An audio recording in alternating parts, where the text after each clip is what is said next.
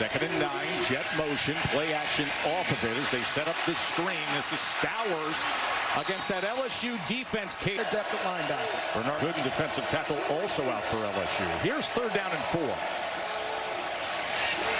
Pavia. It is caught and complete to Cole Spence, the other tight end, and it's a 1st down Vandy. It's a really underneath this way here, and then the in route's coming right behind it. So that's the 2nd read in the progression. And how about the stretch from a 6'7" tight end? And he needed all. Let's see if they spy him here on 3rd and 8. Pavia gets a 4-man rush as he is able to connect. It's probably only 5'10". It's not always easy to see. This makes it a lot easier. Then you've got Stowers outside. Really nice route, breaking to the outside, and a great job throwing you his catch radius. That's 2 catches on this drive, Joe, with tight ends. With a lot of experience. And a penalty makes it 2nd and 15. Pavia. This is what he can do, and he's got a lot of green space to do it.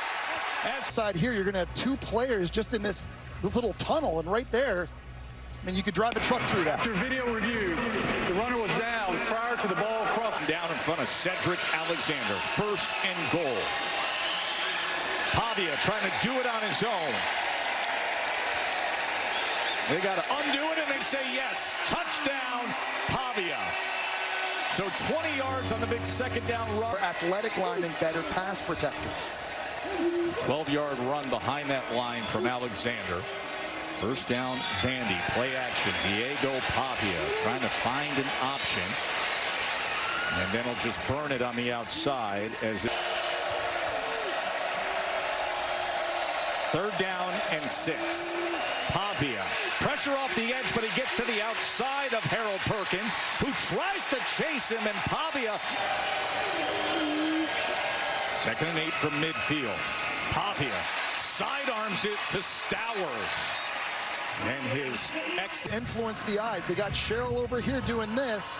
Everybody goes there, but nobody focuses on Stowers. Just a nice job here. You think it's getting spit outside wide. There's a big zone and a big hole for the tight end to sit down into. Number 17 in the country. Pavia. He's going to run it again. As he gets to the 31-yard go, and Gooden is a dynamic defensive tackle they don't have today. 2nd down and 8.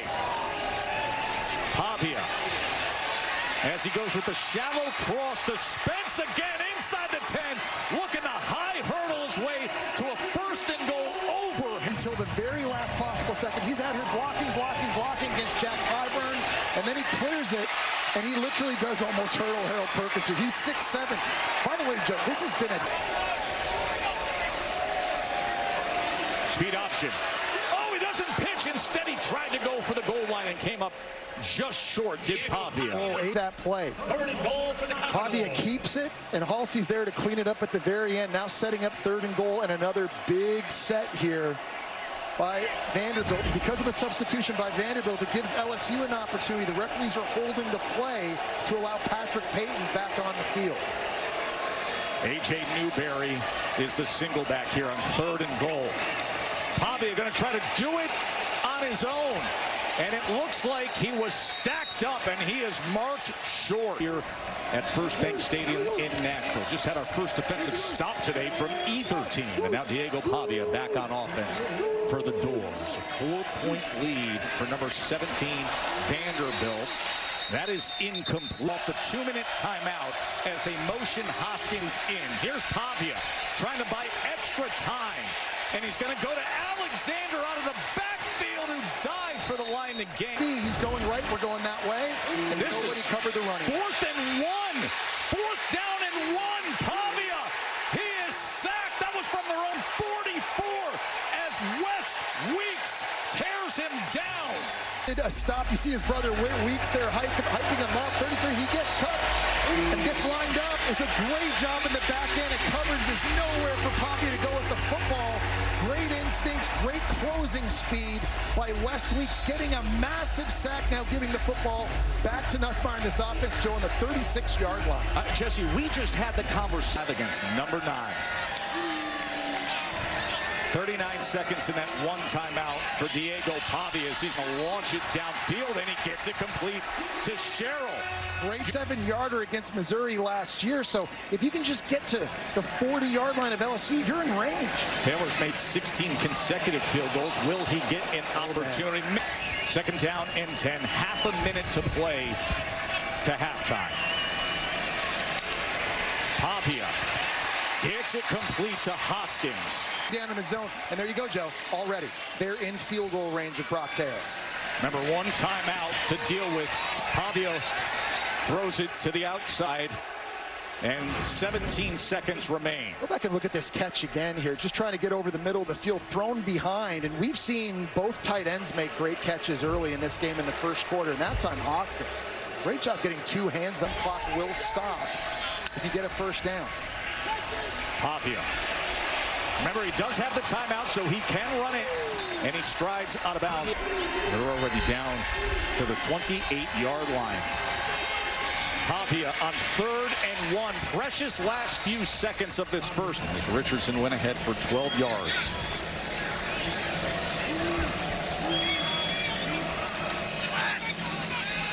Pavia slings it downfield.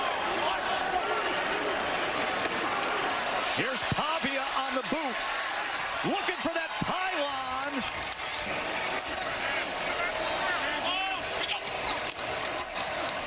Pavia to the end zone, wide open touchdown, Cole Spence. It was 1990, 24-13 right now, Jess. Whether it's out in the field or down in the goal line, Spence and Stowers making their presence felt. Second down, Pavia able to stay.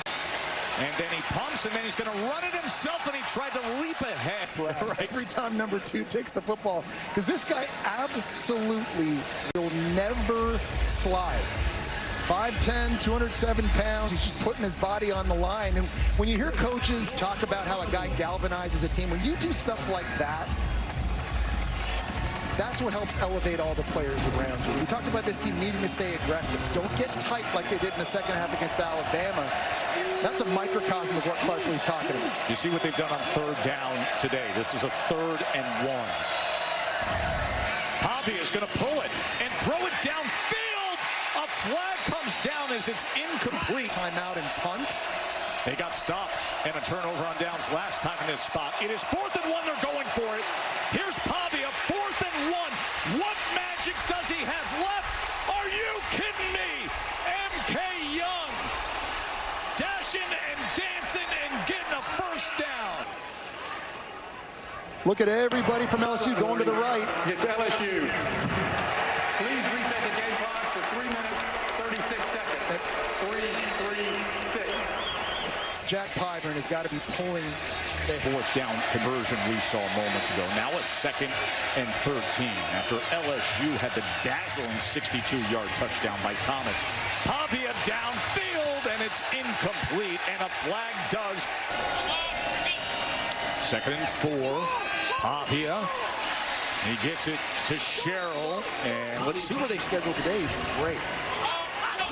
Another first down for Vandy. Pressure off the edge. He steps up, and now he's going to run for the end zone and score. Diego Pavia. Here in the 4th quarter.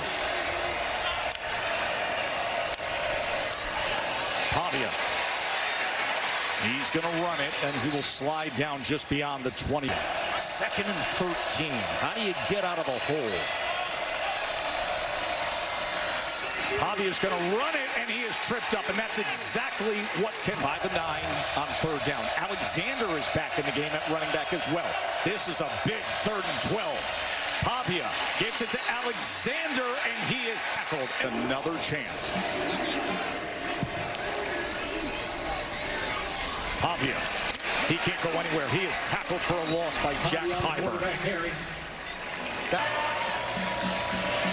Pavia. Back to pass, trying to spin free, and he throws it away, and a diving up. Avoided the corner blitz. It was a great job by P.J. Woodland, just forcing it out of his hand. Full extension from a guy who's 6'7". Everything. Can Pavia and Vandy milk this clock? 3rd and 6. Pavia with a man of space wants more than 6, and it's incomplete. Safety to Marcus Cooley. It's a perfect throw, and Richardson just can't hold on to it. A 43-yard run as Pavia's met. LSU 1 timeout remaining. Pavia spins out of it as he goes against the grain to gain positive. 3rd down and 7. LSU has exhausted all of their timeouts. Pavia is going to run straight ahead. Pavia, 1st down, Vandy. And it's smart 1st down. Again, LSU gets out of their pass rush lanes. It has killed them over and over in this game. And Pavia, instead of trying to put the body on the line and break a tackle and dive into the end zone now, because if there's no field storm, that means there's been a change. And what those expectations are, let's see. There's also more security because they expect wins like this. Hey, Vandy is 6-1 for the first time since 1950.